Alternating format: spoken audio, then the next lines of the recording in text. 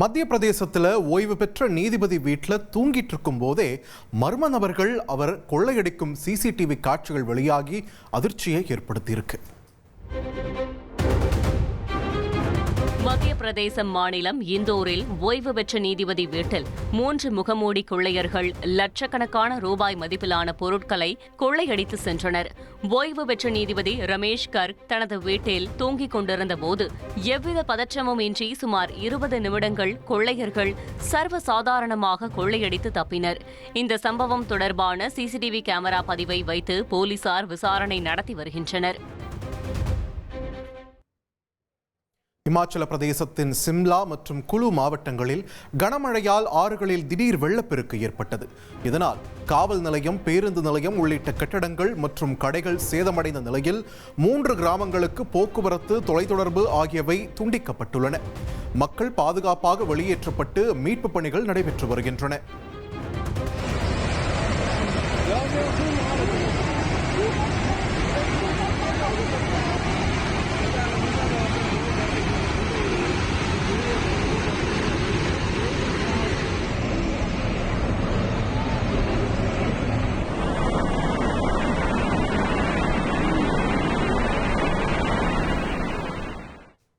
ஈரோடு மாவட்டம் சத்தியமங்கலம் வனப்பகுதியில் கரும்பு லாரியை காட்டு யானைகள் வழிமறித்த சம்பவம் பரபரப்பை ஏற்படுத்தியுள்ளது.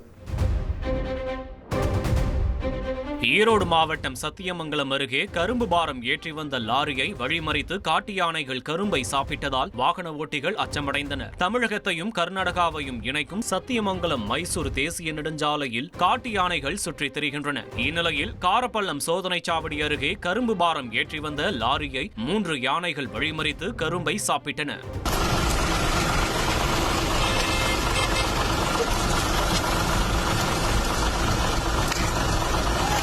இதை கண்டு லாரி ஓட்டுநர் அச்சமடைந்தார். மற்ற வாகன ஓட்டிகளும் அச்சமடைந்து வாகனங்களை ஆங்காங்கே நிறுத்தினர். சிறிது நேரம் கழித்து காட்டு யானைகள் வனப்பகுதிக்கு புறப்பட்டு சென்றன.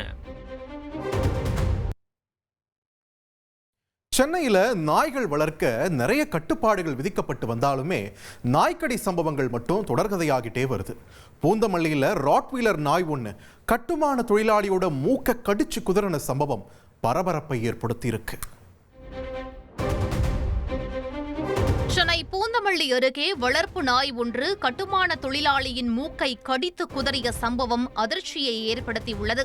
காவல்சேரி பகுதியில் ஒருவர் சொந்தமாக வீடு கட்டி வருவதால் கட்டுமான பொருட்களை பாதுகாப்பதற்காக 4 நாய்களை வீட்டில் வளர்த்து வருகிறார். இந்நிலையில் நாய்களுக்கு உணவு வைக்க சென்ற கட்டுமான தொழிலாளி கணேஷின் மூக்கு மற்றும் கை கால்களில் ராட்வீலர் நாய் கடித்து குதறியது. இதில் படுகாயமடைந்தவர் சிகிச்சைக்காக மருத்துவமனையில் சேர்க்கப்பட்டுள்ளார். கேரள சிறுமி கொடுத்த பாலியல் புகாரில் மலையாள நடிகை மினு முனீரை சென்னை போலீசார் கைது செய்த சம்பவம் பரபரப்பை ஏற்படுத்தியிருக்கிறது. 10 வருடங்களுக்கு முன்பு கேரள நடிகை மினு முனீர் தன்னுடைய உறவினர் மகளான 14 வயது சிறுமியை கேரளாவில் இருந்து சென்னைக்கு நடிப்பதற்காக அழைத்து வந்துள்ளார்.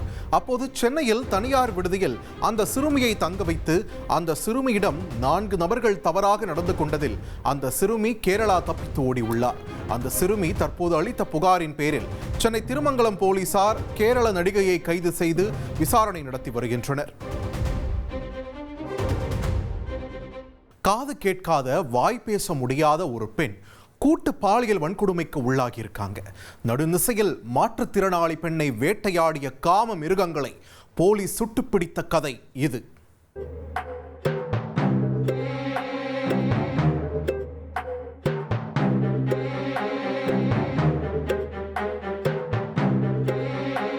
காலில் குண்டடிப்பட்ட காயத்தோடு காவல்துறையினர் அலேக்காக தூக்கி செல்லும் இவர்கள்தான் முன்தினம் இரவு மாற்றுத்திறனாளி பெண்ணை துரத்தி சென்று கூட்டு பாலியல் வன்கொடுமை செய்த காம பிசாசுகள்.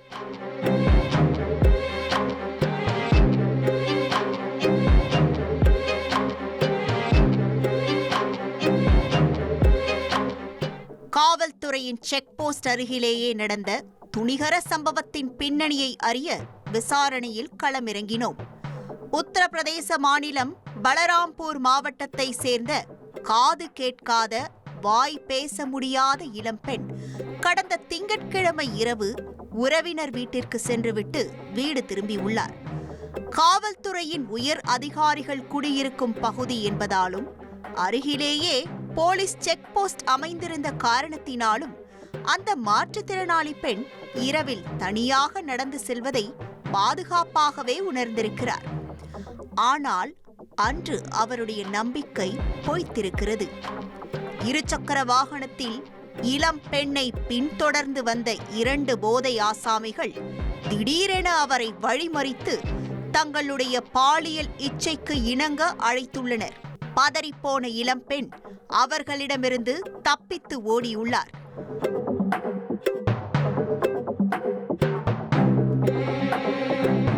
இளம்பெண் காது கேட்காத, வாய் பேச முடியாதவர் என்பதை தெரிந்ததும் போதை ஆசாமிகளுக்குள் தைரியம் பிறந்திருக்கிறது.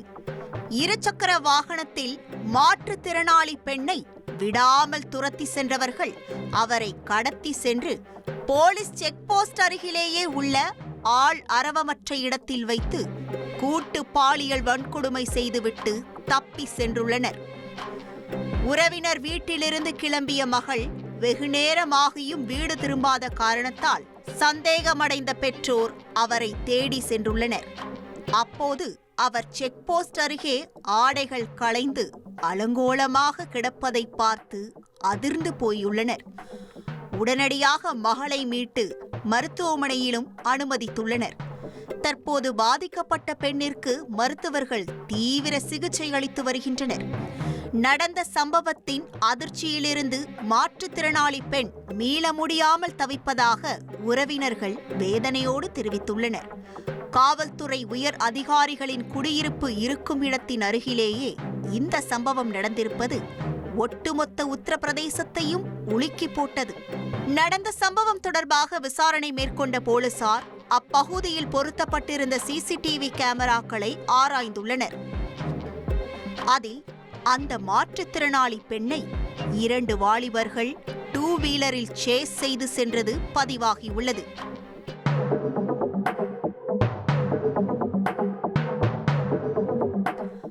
குற்றவாளிகள் அன்கூர் வர்மா மற்றும் ஹர்ஷித் பாண்டேவை அடையாளம் கண்ட காவல்துறையினர் சம்பவம் நடந்து 24 மணி நேரத்திற்குள் இருவரையும் சுற்றி வளைத்துள்ளனர்.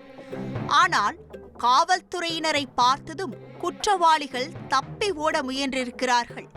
அதன் காரணமாக இருவரின் காலிலும் துப்பாக்கியால் காவல்துறையினர் சுட்டு பிடித்துள்ளனர்.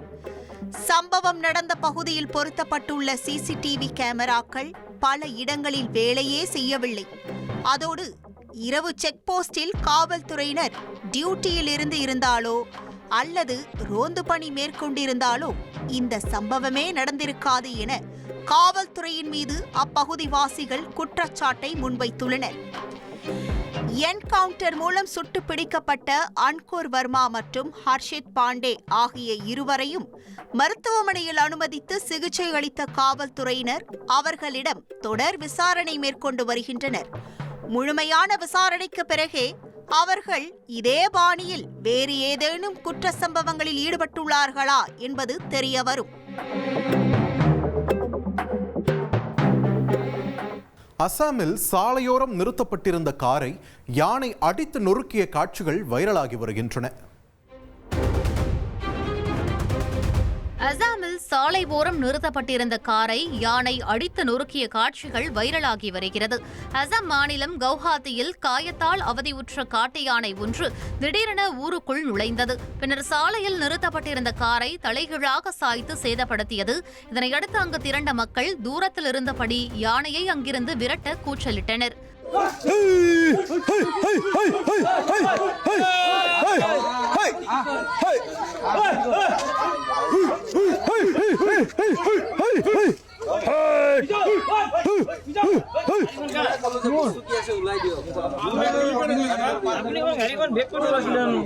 அம்சாங், ஜோராபாத், சத்கான் உள்ளிட்ட இடங்களில் காலில் காயத்துடன் இந்த யானை சுற்றித் திரிவதாக தெரிவித்த உள்ளூர்வாசிகள் இதுகுறித்து வனத்துறையினர் நடவடிக்கை எடுக்க வலியுறுத்தியுள்ளனர். இன்ஸ்டாகிராம் பிரபலத்தை அமலாக்கத்துறையினர் 40 கோடி ரூபாய் பண மோசடி வழக்கில் கைது செய்துள்ளனர். லைஃப் கேர் நிறுவனம் நடத்தி வருவதாக உடான்ஸ் விட்ட ரீல் பியூட்டியின் ரியல் முகத்தை இடி கண்டறிந்தது எப்படி? தாய்லாந்தில் கடற்கரையில் கடல் கன்னியைப் போல கவர்ச்சி போஸ், வளைகுடா கடலில் வளைந்து நெளிந்து டான்ஸ், ஸ்பெயின் நாட்டில் சிலிர்க்க வைக்கும் சில பல ரீல்ஸ், இப்படி ஷார்ட் பீரியட்ல வளைகுடா முதல் ஐரோப்பா வரை கண்டம் விட்டு கண்டம் பறந்து ரீல்ஸ் வெளியிட்டு வந்த இன்ஸ்டா குருவியை தான் தற்போது அமலாக்கத்துறையினர் அதிரடியாக கைது செய்து கூண்டில் அடைத்துள்ளனர். இந்த சோசியல் மீடியா பிரபலத்தின் பெயர் சந்தீபா விர்க். இன்ஸ்டாகிராமில் தன்னைத்தானே நடிகை, காஸ்மெட்டாலஜிஸ்ட், மாடல் மற்றும் தொழிலதிபர் என கிளைம் செய்து கொள்ளும் சந்தீபா அவருடைய பயோவில் கடவுளின் செல்ல குழந்தை என பதிவு செய்துள்ளார். கேமராவின் கண்களையே கிறுகிறுக்க வைக்கும் அளவிற்கு கவர்ச்சியான ரீல்ஸ்களை வெளியிட்டு வந்த சந்தீபாவின் அக்கவுண்டை தற்போது 1.2 மில்லியனுக்கும் அதிகமானவர்கள் ஃபாலோ செய்து வருகின்றனர். இந்த சூழலில்தான் நடிகை சந்தீபா விர்க் நடத்தி வந்த ஹைபோகேர் என்கிற ஆன்லைன் அழகு சாதன பொருட்கள் விற்பனை நிறுவனத்தின் மீது வாடிக்கையாளர் ஒருவர் புகார் அளித்திருக்கிறார். ஆரம்பத்தில் இதனை யாரும் பெரிதாக பொருட்படுத்தவில்லை. ஆனால் சந்தீபாவிற்கு முன்னாள் ரிலையன்ஸ் கேபிட்டல் லிமிடெடின் இயக்குனர் அங்காரை நடராஜன் சேதுராமனுடன் தொடர்பு இருப்பது தெரியவர அமலாக்கத்துறை இந்த ஹைபோகேர் மீதான புகாரை தீர விசாரிக்க தொடங்கியுள்ளனர். அதில் ஹைபோகேர் செயல்படாத ஒரு ஷெல் நிறுவனம் என்பது தெரிய வந்திருக்கிறது. சந்தீபாவின் ஹைபோகேர் வெப்சைட்டில் உள்ள எந்த பொருட்களுமே உண்மையில்லை. வெறும் கண் துடைப்பாக ஒரு சில சாம்பிளை மட்டுமே தயாரித்துள்ள நிறுவனம் அதன் மூலம் போலியாக மார்க்கெட்டிங் செய்திருப்பதையும், அவர்களுடைய வெப்சைட்டில் வாடிக்கையாளர்களால் நேரடியாக பணம் செலுத்தி ஆர்டர் செய்ய முடியாதபடி பேமெண்ட் கேட்வேயை வடிவமைத்திருப்பதையும் அமலாக்கத்துறையினர் கண்டுபிடித்துள்ளனர். இது ஒரு புறம் இருக்க, சந்தீபாவிற்கும் முன்னாள் ரிலையன்ஸ் இயக்குனர் அங்காரை நடராஜன் சேதுராமனுக்குமான தொடர்பையும் டீகோட் செய்து விசாரித்துள்ளனர். காரணம், கடந்த 2018ஆம் ஆண்டு ரிலையன்ஸ் கமர்ஷியல் ஃபைனான்ஸ் லிமிடெட் நிறுவனத்திலிருந்து ரூபாய் 18 கோடி பொது நிதி முறையான ஆய்வின்றி சேதுராமனுக்கு கடனாக வழங்கப்பட்டிருந்தது.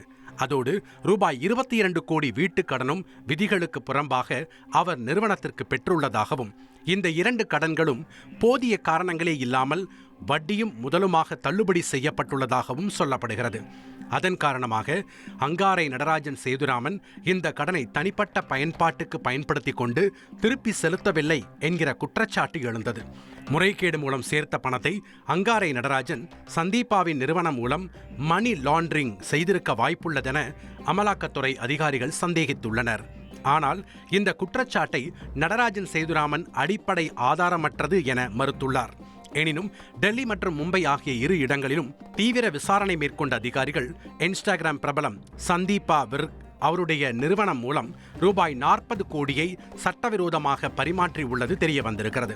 குற்றச்சாட்டை மறுப்பதற்கு சந்தீபாவிடம் போதிய ஆதாரங்கள் ஏதும் இல்லாத காரணத்தால் அவரை அமலாக்கத்துறையினர் அதிரடியாக கைது செய்துள்ளனர். மேற்கொண்டு இந்த ஸ்கேமில் யார் யாருக்கெல்லாம் தொடர்புள்ளது, அங்காரை நடராஜனிடமிருந்துதான் இந்த பணம் பெறப்பட்டதா அல்லது வேறு சில முக்கிய புள்ளிகளுக்கும் சந்தீபா பினாமியாக இருந்துள்ளாரா போன்ற பல்வேறு கோணங்களில் தீவிர விசாரணை மேற்கொண்டு வருகின்றனர். வாழ்க்கையை அனுபவி ராணி அனுபவி என கமெண்ட் செய்யும் அளவிற்கு உலகை சுற்றி வலம் வந்து கொண்டிருந்த இன்ஸ்டா கிளாம் குயின் தற்போது ஸ்கேம் வழக்கில் கைதாகியுள்ளது அவருடைய ஃபாலோவர்களை அதிர்ச்சியடைய வைத்துள்ளது.